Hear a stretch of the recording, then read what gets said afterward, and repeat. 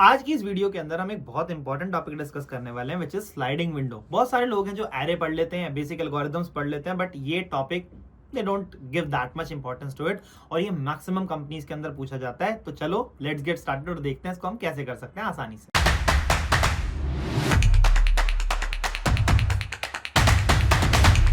तो ये वाला क्वेश्चन है सब एरे सम इक्वल्स के। आपको सब एरे बताना जिनका सम के बराबर हो। सब एरे मतलब कॉन्टिजियस सेगमेंट। तो यहाँ पे अगर मैं बोलता हूँ भाई 2 चाहिए तो देखो 1 1 पहले वाले और दूसरे वाले, तो ठीक है आंसर 2 है, 2 सब एरे हैं। 3 चाहिए तो 1 2 और ये 3, ये भी 2 सब एरे हैं। अब इसको अगर तुम देखो तो रिसेंटली भाई ये इतनी सारी कंपनीज के अंदर पूछा गया है, तो yes you must know it. अब इसको करने का कॉन्सेप्ट है प्रीफिक्स सम का which works in n square. अगर आता है तो बहुत अच्छी बात है, नहीं आता तो एक्सप्लोर कर लेना, बट हम इसकी मोस्ट ऑप्टिमल अप्रोच देखेंगे। अब उसको करने के लिए देखो भाई बेसिक इंट्यूशन पे जाना जरूरी है। तो अब लेट्स सी दिस। सपोज करो मेरे को एक एरे ऐसा गिवन है जिसके अंदर मुझे यहाँ पे k इक्वल्स टू 6 जो सम है बताने हैं कितने होते हैं। अभी आप देखो अगर मैं कॉन्टिन्यूस सम निकालता जाऊं तो यहां से शुरू से यहां 5 तक का जो सम आता है 14 है। अब आप देखो भाई अगर मैं ये देखना चाहता हूँ कितने सब एरेज मेरे को मिल सकते हैं जिनका सम 6 के बराबर हो, तो मेरे को देखना 14 minus 6, it turns out to be what 8। पीछे कितने ऐसे कॉन्टिन्यूस सब एरे आ रहे हैं जिनका सम इज इक्वल टू 8। तो आप देखो एक तो ये है और दूसरा ये है, तो मैं क्या बोलूं भाई मेरे पास आंसर इज 2, क्योंकि पीछे जो 8 वाला सम है इट अकर्स 2 टाइम्स। तो यही मुझे मेंटेन करके चलना है कि कौन सा सम कितनी बार आता है, और सम में से अगर मैं k को घटाता हूं तो जो रिमेनिंग वैल्यू बची वो वाला सम पीछे जितनी बार आया उतने नए सब एरे बन सकते हैं। तो ध्यान से देखो भाई यहां से लेके यहां तक का जो सब एरे है उसका सम इज इक्वल टू 6, और इस 8 के आगे से लेके 5 तक का जो सब एरे है इसका सम भी इक्वल टू 6 है। यहाँ पे ध्यान से देख सकते हो आप। तो ये वाला -8 था भाई, -8 ने इस 8 को कैंसिल आउट कर दिया, तो जो 0 हो गया तो भाई ये 0 बन गया इन दोनों का ऐड करके, और आगे 1 और 5 ले लो तो वो भी 6 होता है। अब इस चीज को हम अप्लाई कैसे करें, उस एप्लीकेशन में देखो क्या है, बहुत सिंपल सी बात है, रनिंग सम निकालना है। आ जाओ, तो मैंने सम लिया, sum would turn out to be 1 initially. तो अब एक चीज ध्यान से देखो, क्या 1 माइनस 6 एग्जिस्ट करता है? नहीं करता। तो छोड़ो, काउंटर अपडेट नहीं हो सकता यहाँ पे, मैं बोलता हूँ बट 1 मेरे को एक बार मिल गया। फिर मैं फिर से अगले एलिमेंट पे चलता हूँ, तो मेरा सम हो गया 2, रनिंग सम देख रहे हैं। तो क्या 2 माइनस 6 एग्जिस्ट करता है हैश मैप में? नहीं करता, छोड़ो। बट अब आप यहाँ पे स्टोर कर लो भाई, 2 एक बार मेरे को मिल गया। फिर मैंने देखा यार ये बना 3, तो क्या 3 माइनस 6 मतलब -3 एग्जिस्ट करता है? नहीं करता, तो छोड़ो, 3 को स्टोर कर लो। रनिंग सम 3 का एक बार मिला मुझे पीछे से। अब ये मेरे पास क्या आया, 6 ही आ गया। तो भाई जैसे ही 6 आया तो काउंटर को एक तो अपडेट कर लो कि भाई हाँ ये आपको मिल चुका है एक आंसर। अब क्या 6 माइनस 6 हैश मैप में एग्जिस्ट करता है एक भी बार? नहीं, 0 एग्जिस्ट ही नहीं करता, छोड़ो। फिर आगे बढ़ो, फिर क्या आया भाई 2 आया, तो 2 आते के साथ ये बन गया 8। अगर मैं बोलूं आपको 8 minus 6 which is equal to 2, क्या मेरे हैश मैप में 2 एग्जिस्ट करता है? आप बोलोगे बिल्कुल करता है। देखो यहां से यहां तक का running sum is equal to 8 और यहां से यहां तक का रनिंग सम इज 2, एक ही बार आता है 2। तो अगर एक बार आता है तो आप ध्यान से देखो इसके बीच में एक सब एरे जिसका sum is equal to 6। Okay, तो जितनी बार 2 आता है वही आंसर होगा, तो मैं इसको 2 के अकरेंसेस को इसमें ऐड कर दूंगा। फिर मैं आगे बढ़ा तो ये 9 हो गया, तो भाई 9 माइनस 6 एग्जिस्ट करता है क्या? हाँ एक बार तो एग्जिस्ट करता है। अच्छा ऑफकोर्स मेरे को 8 को स्टोर करके रखना पड़ेगा क्योंकि 8 एक बार मेरे को मिला था। तो यस एक ही बार अगर होता है तो इसका काउंटर भी अपडेट कर दो। फिर आगे गए तो ये कितना बना, 14 बना। 14 minus 6 which is equal to again 8, 8 एक ही बार एग्जिस्ट करता है। यस, तो इसको फिर अपडेट कर दो। तो यहाँ पे आपको दिखेंगे टोटल 4 मेरे पास सब एरे हैं जिनका सम इज इक्वल टू 6। तो एक मेरा सब एरे ये हुआ, दूसरा सब एरे मेरे पास ये हुआ, तीसरा सब एरे मेरे पास ये वाला हुआ, एंड चौथा ये हुआ। That's how we simply do it. अब इसके अंदर इंट्यूशन तो हमने देख लिया, कोडिंग वाला पार्ट। रनिंग सम निकालता जा रहा हूं, जैसे सम के बराबर होता है काउंटर को इंक्रीज करते हैं, हमने भी किया था जब इनिशियली वो 6 हो गया था। फिर मुझे ये देखना है भाई सम माइनस की अगर हैश मैप में एग्जिस्ट करता है तो वो कितनी बार आती है वैल्यू, वो काउंटर में ऐड कर दो, एंड इसके बाद आप अपने रनिंग सम वाली चीजों को हैश मैप में अपडेट करते चलो रनिंग टाइम पे। Once you are done with this part आप फाइनली अपना काउंटर रिटर्न कर सकते हो। That's how we simply do it. I hope आपको समझ आया होगा। इसकी टाइम कॉम्प्लेक्सिटी कितनी हो जाएगी हमारी, O ऑफ n, तो which is good and it works। अगला जो क्वेश्चन है that is longest repeating character replacement. तो ये क्या कहता है, आपके पास एक स्ट्रिंग गिवन है, इसके अंदर आप 2 कैरेक्टर को रिप्लेस कर सकते हो और आपको बताना है मैक्सिमम लेंथ की कौन सी स्ट्रिंग बन सकती है। जैसे अगर आप यहाँ देखो तो अगर आप b को रिप्लेस कर देते हो दोनों a से तो ये चारों a हो जाएंगे, तो लेंथ 4 हो जाएगी। और उल्टा कर दो, दोनों a को b से रिप्लेस कर दो तब भी सही है। यहाँ पे अगर मैं बोलता हूँ एक ही कैरेक्टर रिप्लेस कर सकता हूँ, तो अगर आप ध्यान से देखो तो अगर आप इस वाले बी को कर देते हो आपको चारों ए मिल जाएंगे, और आप अगर इस वाले पैटर्न के अंदर एक ए को रिप्लेस करके बी में बदल देते हो तो भी 4 लेंथ आएगी। तो आई होप आपको ये भी समझ आया। तो यहाँ पे जाके देखो भाई, ये इतने सारे कंपनीज के अंदर पूछा गया और पिछले 3 महीनों के अंदर यूल सी भाई बहुत अच्छी कंपनीज के अंदर पूछा गया, तो ये आना जरूरी है यार। इसको समझने के लिए ना इंट्यूशन समझनी बहुत इंपॉर्टेंट है कि क्या होता है। हम क्या करेंगे इसके अंदर, देखो भाई मेरे को गिवन है यार एक कैरेक्टर में रिप्लेस कर सकता हूँ। देखो यहां तक तो आई डाउट कि किसी को भी कोई दिक्कत होगा, सारे कैरेक्टर सेम है। यहाँ पे जो विंडो की लेंथ होती है, विंडो की लेंथ कैसे निकलती है, जे माइनस आई प्लस 1। अगर आप यहाँ ध्यान से देखो नंबर ऑफ कैरेक्टर्स यार इसके अंदर 4 है, ठीक है। तो मैं बोल सकता हूँ ना यार यहाँ पे मेरे पास जो आंसर होगा वो 4 तो हो ही जाएगा यहाँ तक, इसमें तो कोई प्रॉब्लम ही नहीं है, कोई और कैरेक्टर आ ही नहीं रहा। और ये मैक्स आई क्या रिप्रेजेंट करता है, ये रिप्रेजेंट करता है एक कैरेक्टर अभी तक मैक्सिमम कितनी बार कर हुआ है, विच इज फाइन। अब देखो यहां पर होगा जो हमारे आंसर चेंज होगा। अगर आप यहां ध्यान से देखो तो ये मैक्सिमम कैरेक्टर की अकरेंस का आपको कॉन्सेप्ट समझ आएगा। तो मैं बोलता हूं विंडो की लेंथ कितनी है, ये विंडो की लेंथ है जी 5 में से आप मैक्सिमम अकरेंस वाले कैरेक्टर को घटा दो, ठीक है। तो क्या ये मेरे एक से ज्यादा आ रहा है, क्योंकि मैं एक ही कैरेक्टर को रिप्लेस कर सकता हूं क्योंकि के की वैल्यू एक गिवन है। तो ये नहीं आ रहा तो ठीक आता है ना, मैं इस बी को रिप्लेस करके अगर ए में कन्वर्ट कर देता हूं, I am allowed to replace 1 character. तो विंडो की लेंथ कितनी आ गई मेरे पास, 5 आ गई। तो मैं यहाँ पे आंसर को अपडेट कर दूंगा सिंपली 5 पे। अब देखो चेंज कहां पर आएगा, जब मैं आगे गया तो मेरे जे की वैल्यू इस पे गई। तो ये ना मैंने एक हैश मैप बना रखा है जिसमें मैं फ्रीक्वेंसी को स्टोर कर रहा हूं। तो बी की अकरेंसेस 2 बार हो गई। तो ये देखो ये विंडो है, जो इस विंडो के अंदर इसका साइज है 6।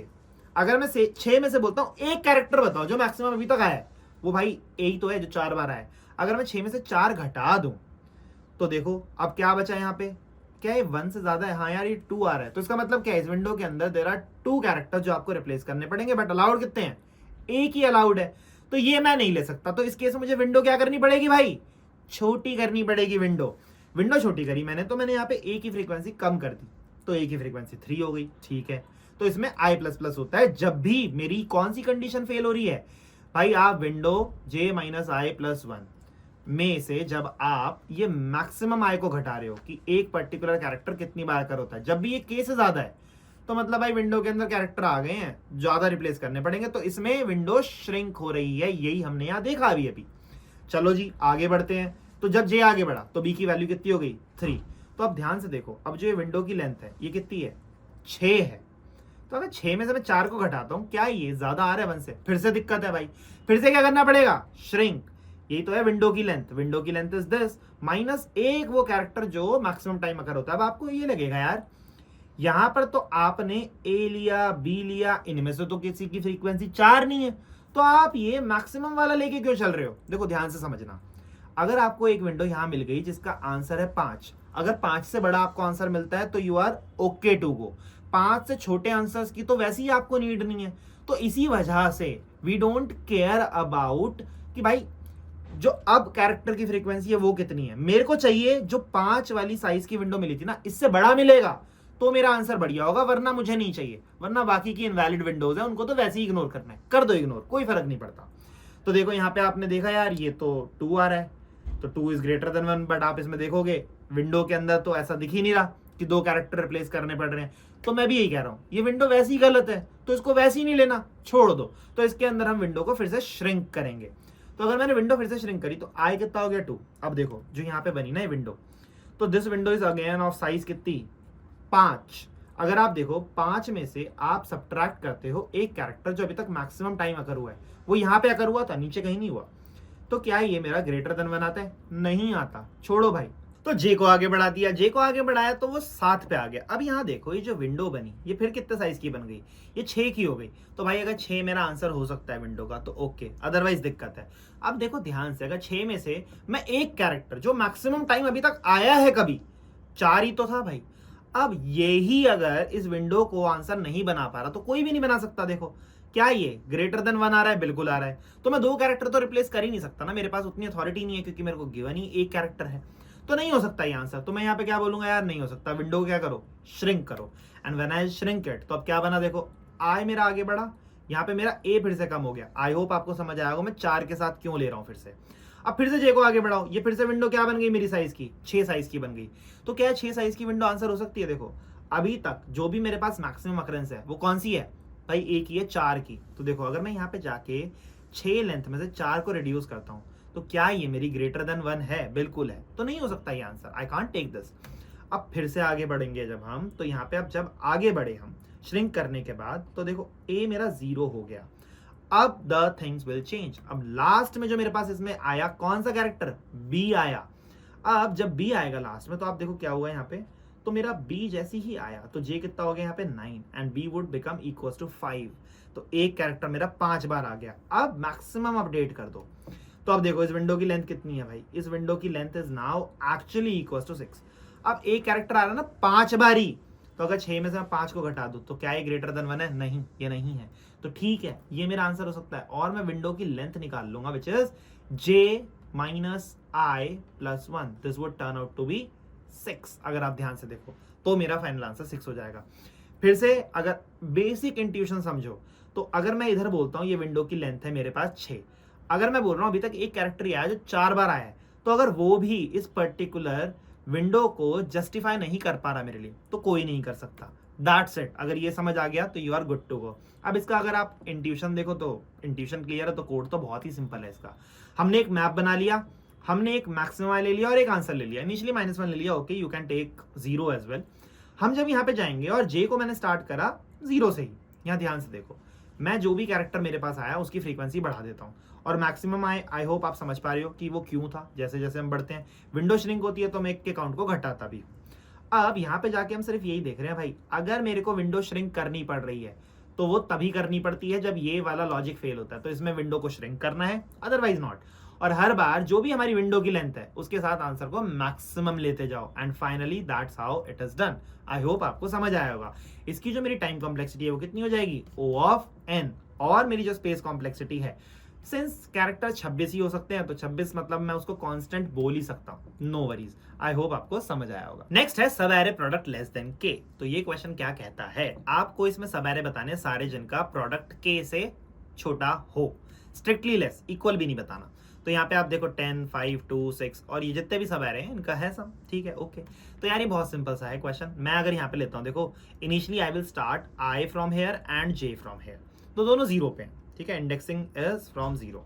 अगर मैं बोलूँ मेरा जो काउंट है वो कैसे मैं लूंगा, तो इसके अंदर आप, ठीक है, अभी मेरे पास जो प्रोडक्ट हुआ मैं प्रोडक्ट लिख लेता हूँ, प्रोडक्ट जो मेरे पास आया that is equal to 10, okay. अभी एक ही है सब एरे, चलो जी जे को आगे बढ़ाते हैं। अब इसके एलिमेंट के आने से कितने सब एरे बनेंगे जो हमारे 100 से छोटे होंगे, तो देखो भाई बहुत सिंपल सा आंसर है, एक तो 5 होगा और एक 10 और 5 होगा। तो ये कैसे हम निकाल सकते हैं, ये हम निकाल सकते हैं j माइनस आई प्लस 1 से। देखो आप ध्यान से देखो, तो 1 minus 0 plus 1 it turns out to be 2। तो भाई 5 के ऐड होने से कितने नए सब एरे ऐड हुए, एक तो 10 5 और एक 5, तो 2 सब एरे ऐड हुए। अगर उनका प्रोडक्ट हमारा कम है तो हम इसको सीधे सीधे ऐड कर देंगे। तो देखो यहाँ पे आंसर कितना हो जाएगा मेरे पास, 3 हो जाएगा। फिर मैं जे को आगे लेके गया, तो अब ध्यान से देखो भाई जे के ऐड होने से कितने नए सब एरे ऐड हुए, टोटल जो सब एरे होंगे वो अगेन यही होंगे। तो भाई 2 माइनस 0 प्लस 1 मतलब 3 सब एरे हुए। देखते हैं कैसे, एक तो ये हुआ, एक 5 2 हुआ और एक सिर्फ और सिर्फ 2 हुआ, तो 3 सब एरे आए। तो बताओ इनका प्रोडक्ट जो अभी हमने निकाला, this turns out to be 100। अब अगर इनका प्रोडक्ट आप निकालोगे तो ये नहीं लेना। तो इसमें हम क्या करेंगे, अगर मेरा product is actually equals to और ग्रेटर देन के, तो आप अपने प्रोडक्ट में से इस एलिमेंट को हटाते चलो और विंडो को श्रिंक करते चलो। तो मैंने अगर इसको हटाया तो ये हमारा क्या हो जाएगा, I1 पे आ जाएगा, प्रोडक्ट 10 हो जाएगा, ठीक है। तो कितने सब एरे हैं ऐसे अब इस पर्टिकुलर रेंज के अंदर जिनका प्रोडक्ट लेस देन 10 है, तो which is j minus i plus 1, यहाँ पे भी वो 2 ही होगा। तो मैं अपने काउंटर में फिर से इसको इंक्रीज कर दूंगा, तो ये कितना हो जाएगा, 5 हो जाएगा। And this is how you do it. अब फिर से चलो भैया जे को आगे बढ़ाओ, जे को जैसे ही आगे बढ़ाओगे जे की वैल्यू कितनी हो जाएगी, यहाँ पे J would turn out to be 3। चलो जी देखो क्या हुआ, अगर ये जे जैसी हुआ तो ये बना 60, ठीक है। तो अगर ये 60 बन रहा है तो कितने सब एरे हो गए, देख लो भाई, क्योंकि ये प्रोडक्ट तो कम ही है, तो 3 और हो गए, तो कर दो ऐड भाई। जैसे ही आप j minus i plus 1 add करोगे इसके अंदर तो it would turn out to be 8। तो यही हमारा आंसर आ रहा है। जैसे ही j हमारा ओवरशूट कर जाएगा एरे की लेंथ को, यू विल सिंपली स्टॉप। तो यहाँ देखो भाई प्रोडक्ट लिया और अगर k मेरा लेस देन इक्वल्स टू 1 है, मतलब we would not do anything, मैं बोलूंगा 0 है। भाई पॉइंट वाले डेसिमल वाले थोड़ी मुझे लेने हैं, तो आई डोंट वांट दैट। और यहाँ पे मेरे जो एलिमेंट्स है वो सारे के सारे पॉजिटिव है, तो के नेगेटिव नहीं लेना मुझे, ठीक है, वो मुझे अवॉइड करना ही है। वैसे के होगा नहीं कभी यहाँ पे मेंशन है, बट हाँ अगर पॉइंट में होता तो वी डोंट वांट दैट। अब यहाँ पे देखो भाई, आप मल्टीप्लाई करते चलो, जब तक आपका product greater than equals to k है तो आप विंडो को श्रिंक करते जाओ, और अगर जैसे ही आपका product is with in the limit तो आपके पास कितने सब एरेज होंगे, j माइनस आई प्लस 1, उसको ऐड कर दो और j को आगे बढ़ाते चलो। Once you are done with this j वाला part you will simply return the count. I hope आपको ये समझ आया होगा। इसकी टाइम कॉम्प्लेक्सिटी हमारी कितनी हो जाएगी, O ऑफ n हो जाएगी। डोंट अज्यूम कि नेस्टेड लूप लिखा है तो भाई ये दोनों आपस में कनेक्टेड और n स्क्वायर होगा ना। I and j are independent, they don't start और दे डोंट रीसेट जब भी एक पर्टिकुलर वैल्यू चेंज होती है, इसलिए ये O of n he time complexity रहेगी और इसकी स्पेस कॉम्प्लेक्सिटी भी O ऑफ 1 होगी। आई होप आपको समझ आया होगा। तो आई होप आप सब लोगों को मजा आया होगा और आपको एक्चुअल में इंट्यूशन मिली होगी किस तरीके से क्वेश्चंस को करा जाता है अटेम्प्ट, ताकि हम जाके आगे उसके लॉजिक को समझ के बाकी के क्वेश्चंस में भी अप्लाई कर सके और हम कहीं पे फंसे ना। तो ऐसी वीडियोस के लिए सब्सक्राइब कर लो और फॉलो कर लो, एंड जाते जाते ध्यान रखना, कोडिंग मतलब कोडिंग ब्लॉग्स।